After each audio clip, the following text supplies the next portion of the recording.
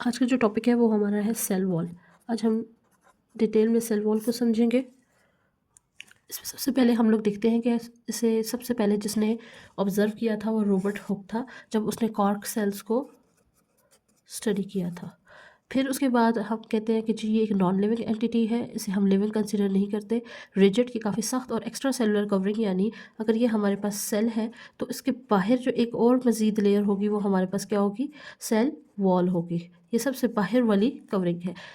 It is secreted by the cell itself. जो हमारे पास protoplasm होता है, या हम दूसरा उसे साइटोप्लाज्म भी कहते हैं, प्रोटोप्लाज्म इसे सिक्रीट करता है। ठीक है। फिर उसके बाद हम देखते हैं कि एनिमल सेल्स में मौजूद नहीं होता। ये कौन से सेल्स में मौजूद होता है? मोस्टली ये प्लांट्स, फंजाई, प्रोटिस्ट या प्रोकैरियोट्स में मौजूद होता है। जैसा कि हमने अभी कहा, ये प्लांट्स में, प्रोकैरियोट्स मीन्स बैक्टीरिया, और फंजाई और सम प्रोटिस्ट। प्रोटिस्ट में आ जाता है जैसे हमारे पास स्मॉलवॉक्स, स्पायरोजेरा, क्लेमाइडोमोनास वगैरह। ठीक है। अगर हम केमिकल कॉम्पोजिशन की बात करें तो डिफरेंट ऑर्गेनिजम्स में जो उसकी कॉम्पोजिशन है वो डिफरेंट है। जैसे कि प्लांट्स में सेल्यूलोज, बैक्टीरिया में पेप्टिडोग्लाइकेन, और फंजाई में काइटिन। अब हम बात करते हैं कि सेल वॉल की जनरल करेक्टरिस्टिक्स हमारे पास क्या है।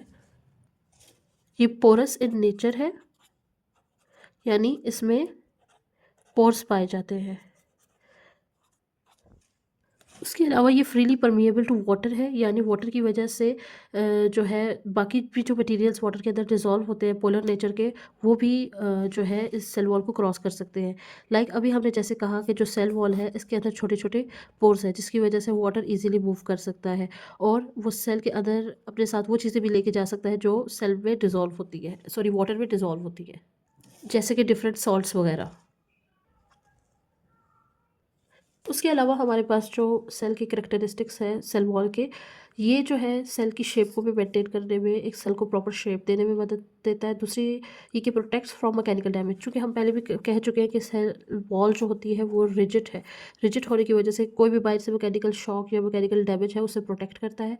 प्रिवेंट्स एक्सेसिव वाटर इनटेक, चूँकि अभी हमने बताया कि वाटर फ्रीली मूव करता है तो सेल के जो है बर्स्ट होने के चांसेस होते हैं। सेल मेम्ब्रेन जो है वो एलिगेट फ्रेजाइल सी होती है, तो सेल वॉल उसके गिर्द उसे प्रोटेक्ट करता है जिससे सेल बर्स्ट नहीं होता अगर वाटर का इंटेक ज़्यादा हो। उसके अलावा provide mechanical support to the plant, क्योंकि ये एक रिजिड सॉलिड स्ट्रक्चर है तो ये प्लांट को एक मैकेनिकल सपोर्ट प्रोवाइड करता है। Helps plant resist gravity, plant को जो है अगेंस्ट द ग्रेविटी अपनी जड़ों पर मजबूती से खड़े रहने में भी मदद देता है, और जो है प्लांट जो है इरेक्ट शेप में रहता है। Forms framework for magnesium, calcium ions and central proteins. यहाँ पर एक बात जानने की ज़रूरत है, जो सेल वॉल है हमारे पास उसके ऊपर अक्सर नेगेटिव चार्ज होते हैं। इस नेगेटिव चार्ज की वजह से उस पर ये पॉजिटिव चार्ज जो हमारे पास आयंस है, पोटाशियम, मैग्नीशियम और कैल्शियम, वो इजीली अटैच होते हैं, और इनकी अटैचमेंट की वजह से सेल जो है वो और ज़्यादा सेल वॉल टफ हो जाती है। एंड सेंट्रल प्रोटीन और बहुत से प्रोटीन्स को भी ये सपोर्ट देता है। मॉर्फोलॉजी और थिकनेस की बात करें तो वो एज के साथ भी चेंज होती है और डिपेंड करता है सेल का फंक्शन क्या है। लाइक अगर हम बात करें सेल, अगर हमारे पास न्यूरॉन के हैं, नर्व सेल्स हैं, तो हमें जैसे कि पता है कि वो इलोंगेटेड शेप के होते हैं। ठीक है। डिफरेंट डिपेंडिंग अपॉन दैट, क्योंकि उनका काम है सिग्नलिंग का, जो कि फास्ट होता है और चार्जेस की थ्रू होता है, तो हमारे पास जो उसकी शेप होती है उसके सेल की वो इलोंगेटेड होती है। तो इस वजह से डिपेंड करता है कि सेल का फंक्शन क्या है और उसकी एज कितनी है, उस पे डिपेंड करता है उसकी शेप और थिकनेस। सेल वॉल की अगर लेयर्स की बात करें तो हमारे पास इसके 3 फंडामेंटल पार्ट्स होते हैं। नंबर 1 मिडल लैमेला,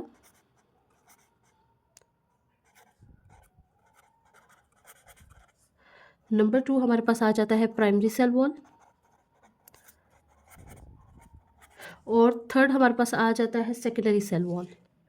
ये आपको मैं थोड़ा सा समझा देती हूँ। ये इस तरीके से होता है कि अगर ये हमारे पास प्राइमरी वॉल है, ठीक है, ये एक सेल की, ये दूसरे सेल की प्राइमरी वॉल है, तो जो सेकेंडरी वॉल होगी वो प्राइमरी वॉल से इनसाइड होगी। जैसे कि ये सेकेंडरी वॉल आ गई, और जो मिडल लैमेला है, हम उसे मिडल लैमेला इसलिए कहते हैं, वो होती आउटसाइड द प्राइमरी वॉल है, लेकिन हम उसे मिडल लैमेला इसलिए कहते हैं कि वो 2 सेल्स के दरमियान में होती है। और ये जो मिडल लैमेला होती है, यही 2 सेल्स को आपस में अटैच करने की वजह बनती है। वैसे सबसे पहले हमारे पास ये प्राइमरी वॉल है जो रेड कलर में है, और इनसाइड द प्राइमरी वॉल हमारे पास सेकेंडरी वॉल है, और आउटसाइड हमारे पास जो है वो मिडल लैमेला है। इस तरीके से आप देख लें। सबसे पहले आ जाता है मिडल लैमेला। अगर हम सबसे पहले मिडल लैमेला की बात करें तो it is present between the primary walls of the adjacent cell. जैसे कि मैंने पहले कहा कि अगर 2 सेल्स हैं तो 2 सेल्स को आपस में जो चीज़ जोड़ती है वो मिडल लैमेला है, वो एडजेसेंट सेल्स के दरमियान में होती है, सीमेंटिंग का काम करती है, act as a cementing layer. जैसे 2 ईंटों के दरमियान सीमेंट लगाकर उन्हें जोड़ा जाता है, इसी तरीके से ये सीमेंटिंग का काम करती है, जिससे हमें पता चलता है कि ये इसकी स्टिकी जेल लाइक नेचर है।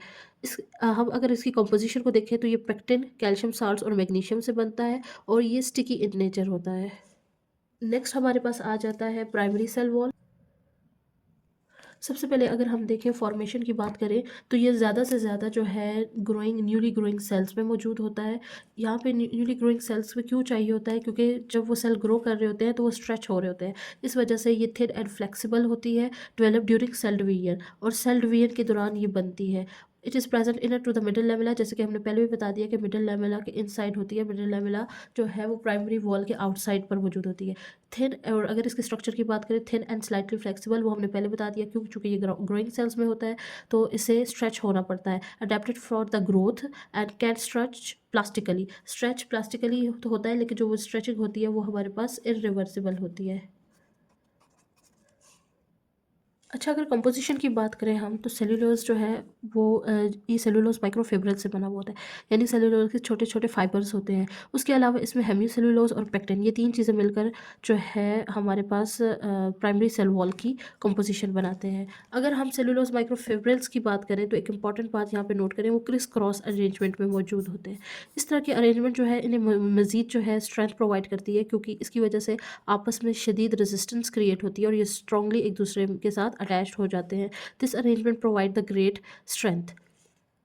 इसके बाद अगर हम मज़ीद पेक्टिन, इसमें हमने कहा कि 3 चीज़ें मौजूद होती हैं, सेलुलर माइक्रोफिब्रिल्स, हेमियोसेल्यूलोज, ये जो है क्रिस क्रॉस अरेंजमेंट में मौजूद होते हैं। उसके अलावा अगर हम पेक्टिन की बात करें तो इसका जो पेक्टिन है वो 200 ग्लाइकोट्यूरोनिक एसिड यूनिट से बना हुआ है, ठीक है। और मेजॉरिटी यानी एक पॉलीमर जो है उसका 200 ग्लाइको, यानी अगर ये एक पॉलीमर है तो इसके अंदर तकरीबन 200 ग्लाइकोट्यूरोनिक एसिड यूनिट्स मौजूद हैं, ठीक है। और इस ये जो हमारे पास ये है, ये एक फैटी एसिड की चेन है, तो जाहिर है उसके एंड पर हमारे पास हमें जो चीज़ मिलती है वो कार्बोक्सिलिक ग्रुप मिलता है जिस पर नेगेटिव चार्ज होता है, लेकिन इसके ज़्यादा कार्बोक्सिलिक ग्रुप्स जो हैं वो मिथाइलेटेड है, यानी उनके साथ CH3 अटैच है। इस वजह से ये चीज़ जो है, इस कैपेबिलिटी की वजह से ये हॉट वाटर में भी जो है डिज़ोल्व हो जाते हैं। इसके अलावा अगर हम बात करें पेक्टिन की, तो pectin is the major component of the middle lamella. यानी हमने कहा 3 लेयर्स हैं, प्राइमरी लेयर मिडल लैमेला, और second primary wall, middle lamella and secondary wall. तो जो सबसे ज़्यादा पेक्टिन मौजूद होता है वो हमारे पास प्राइमरी वॉल में मौजूद होता है। अब हमारे पास आ जाता है सेकेंडरी सेल वॉल। अच्छा, लास्ट में अब हमारे पास आ जाता है secondary cell wall. Secondary cell wall की अगर हम फॉर्मेशन की बात करें तो it is form between the primary wall and plasma membrane. ये हमने पहले बात की थी कि सबसे पहले आउटर मिडल लैमेला होती है, फिर उसके बाद प्राइमरी वॉल होती है, फिर उसके बाद हमारे पास सेकेंडरी वॉल आती है। तो हम कह सकते हैं कि secondary wall exist between the primary wall and plasma membrane. ये सबसे रिजिड और सबसे थिक वॉल होती है, और ये कब डेवलप होती है, ये जब एक सेल अपनी मैक्सिमम साइज़ तक पहुँच जाता है तो उस वक्त सेकेंडरी वॉल डेवलप होना शुरू होती है। क्यों? क्योंकि सेकेंडरी वॉल जो है अपनी रिजिड नेचर की वजह से प्लास्टिकली एक्सटेंड नहीं हो सकता। तो सेल जब पूरी तरीके से ग्रो हो जाते हैं, जितना उन्होंने एक्सटेंड होना होता है, उसके बाद सेकेंडरी वॉल डेवलप होना स्टार्ट होती है। Present mainly in sclerenchyma cells, और दूसरा हम कह सकते हैं कि ये डेड सेल्स के दरमियान, डेड सेल्स भी में भी यही मौजूद होती है। इसकी ये थिक एंड रिजिड होती है, और इसकी इसी नेचर की वजह से it does not allow further growth, जो कि हम पहले भी बात कर चुके हैं।